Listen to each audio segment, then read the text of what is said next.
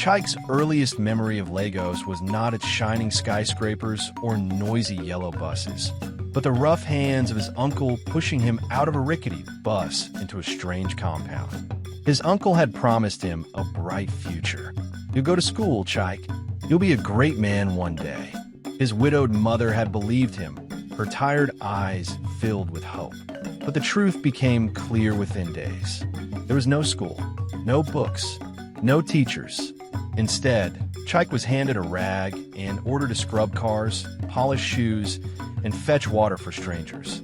The family he'd been left with was wealthy, their house glittering with marble floors.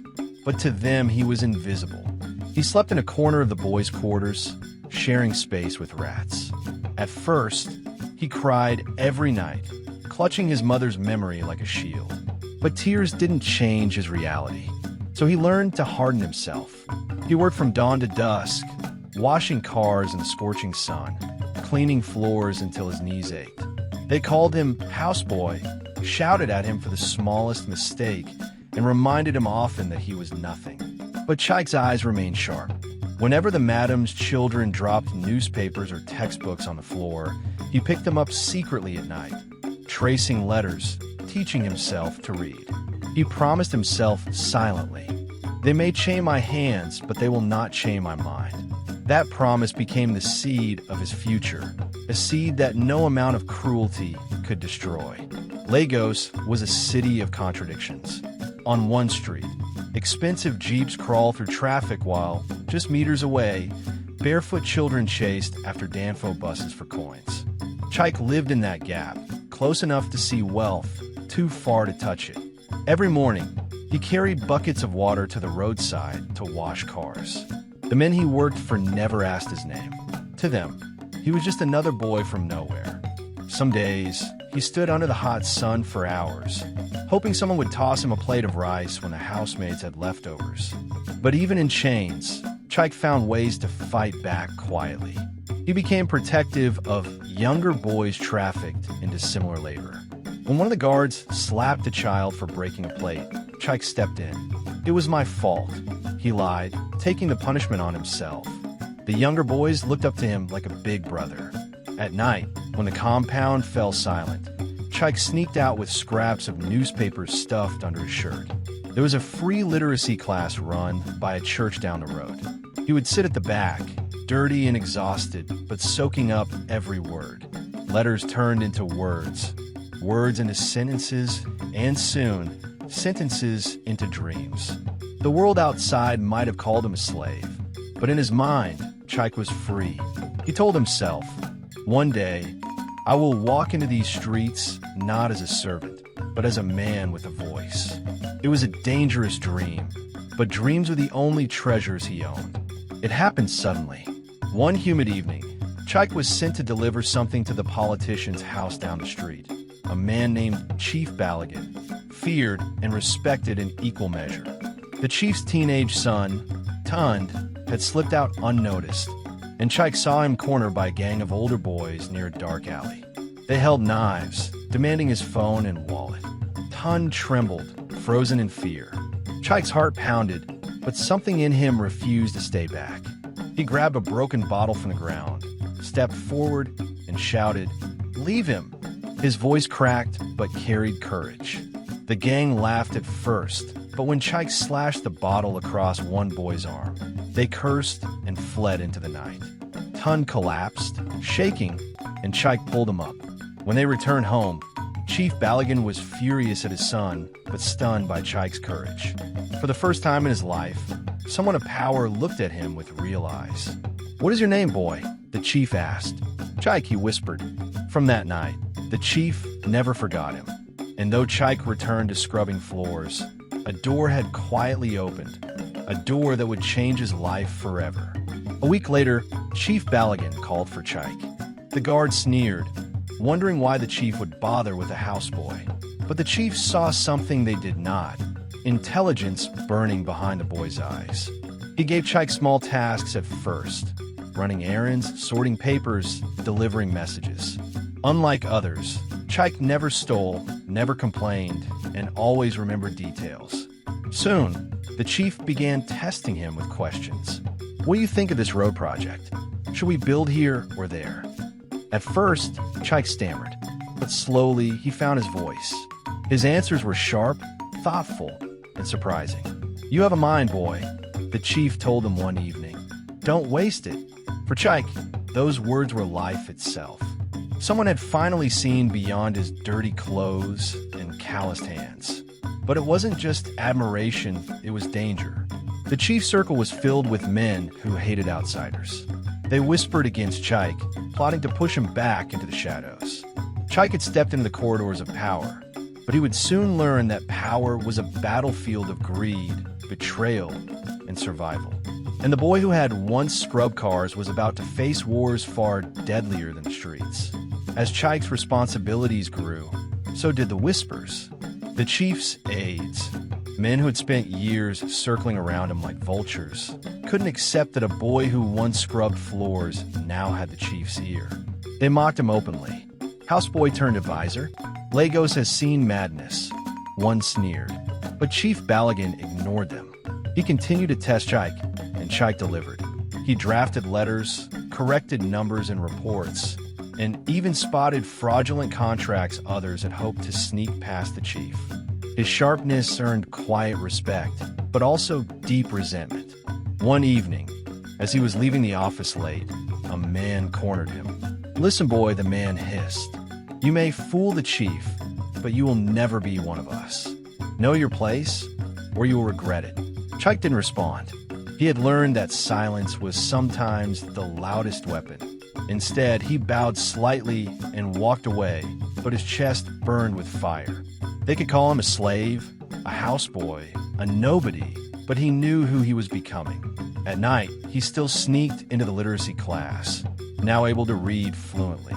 He borrowed books, devoured newspapers, and even began to study politics. He wanted to understand the city, the government, the systems that chained boys like him in servitude.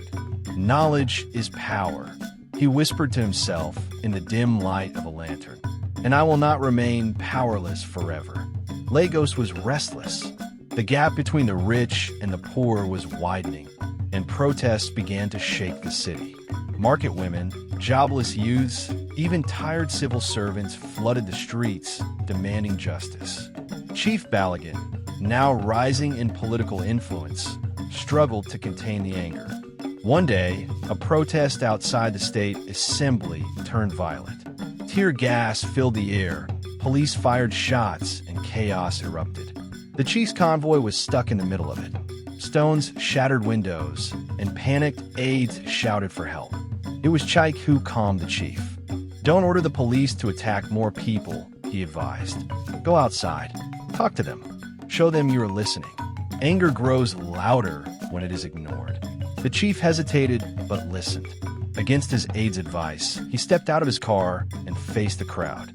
Chaik whispered words into his ear, and the chief repeated them with authority. Slowly, the tension eased. The crowd quieted, not completely satisfied, but calmer. When they finally drove away, the chief looked at Chaik in amazement. You saved my life, boy. And maybe more than that. But others weren't pleased. In back rooms, politicians murmured. Who is this houseboy who dares to guide the chief? Chaik had gained power that night, but also enemies deadlier than gangs on the streets. It wasn't long before betrayal struck. One of the chief's closest allies, a senator, fabricated lies about Chaik. Rumors spread that he was stealing secrets, plotting to overthrow the chief, even selling information to rivals. The chief confronted him in private. Tell me, Chaik, are these things true? Chaik's voice shook, but his eyes did not. Chief, you took me from a gutter. You gave me a chance when no one else did. Why would I betray you? They are afraid, not of me, but of what I remind them, that power can rise from anywhere. For a long moment, the chief said nothing. Then he dismissed the meeting. Chaik left with his heart pounding, unsure of his fate. For days, the house buzzed with tension. We be cast out, beaten, killed, but the chief never abandoned him. I trust my eyes, not their words, he said finally. Yet the warning was clear. Chaik was in dangerous waters. He realized then that his survival wasn't just about loyalty. He had to build his own voice, his own base, his own power. For the first time, he began to dream bigger than serving. He began to dream of leading. Years passed.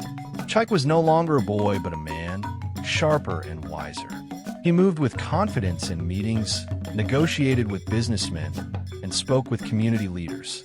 Slowly, people began to recognize him not as a servant, but as a thinker.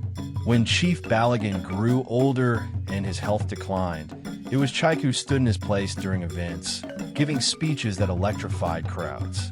He spoke not in polished political jargon, but in the raw language of the streets. "I was once like you," he told them, "invisible, powerless, hungry, but I am proof that chains can be broken. Lagos belongs to all of us, not just the rich." The word spread. People listened. Youths chanted his name. Newspapers began writing about him. The boy who speaks for the streets. But the elites panicked. "If this boy rises," one muttered, "he will expose us all." Plans were made, knives sharpened in the dark. Chaik knew he was walking into a storm, but he also knew something else. The people were beginning to see him not as a houseboy, but as a leader. Political turmoil gripped Lagos like a fever. Corruption scandals toppled governors and shattered public trust. Offices once filled with confident leaders now echoed with silence and fear. The streets throbbed with chants of angry youths, market women, and Okada riders who had lost patience with empty promises. Everywhere Chaik went, voices rose to meet him. "Chaik, lead us. Chaik, be our voice." At first, he resisted. "I'm not a politician," he told his friends. "I'm just one man." But deep inside, he knew the tide was pulling him forward. The final push came during a violent protest where security forces turned their guns on the people. Chaik stood between soldiers and protesters, raising his hands high. "These are your mothers, your brothers, your sisters," he shouted. "If you must shoot, shoot me first." The soldiers hesitated, their fingers trembling on their triggers. The crowd roared his name, their anger transforming into faith. From that day, Chaik was no longer just a survivor. He was a symbol. Political parties scrambled, some trying to buy him, others plotting to silence him. But Chaik refused their offers. "I will not be their puppet," he declared. "If I lead, I will lead for the people." When the election season arrived, he finally stepped forward, not as a servant, not as a spokesman, but as a candidate. His campaign was simple, raw, and powerful. Justice, dignity, hope. And the city that once treated him as invisible began to see him as inevitable. Election night in Lagos was electric. Crowds filled the streets, radios buzzed in every shop, and young people danced while waiting for results. Chaik sat quietly in a small room, his heart pounding. He thought of his mother, who had died long ago believing he had been taken to school. He thought of the nights he washed cars barefoot, the days he went hungry, the times he was called nothing but houseboy. Then the announcement came. His name echoed across radios, TV stations, and the lips of millions. The people have chosen Chaik as their new governor. Tears blurred his vision as cheers erupted outside. Strangers embraced each other. Mothers lifted their children high, shouting, "See, anything is possible." Standing before the roaring crowd that night, Chaik spoke with a trembling voice. "I was once a boy with no shoes, no home, no voice. They call me slave. But today, by the grace of God and the will of the people, I stand here as your servant, your governor." The crowd thundered his name, but Chaik raised his hand. "I am not king because I wear a crown. I am king because I serve, and I will serve you all." From that night, his story spread across Nigeria and beyond. The boy who had once been invisible, now standing at the very top. The slave who became king, and his journey became a legend, not just of power, but of resilience, hope, and destiny.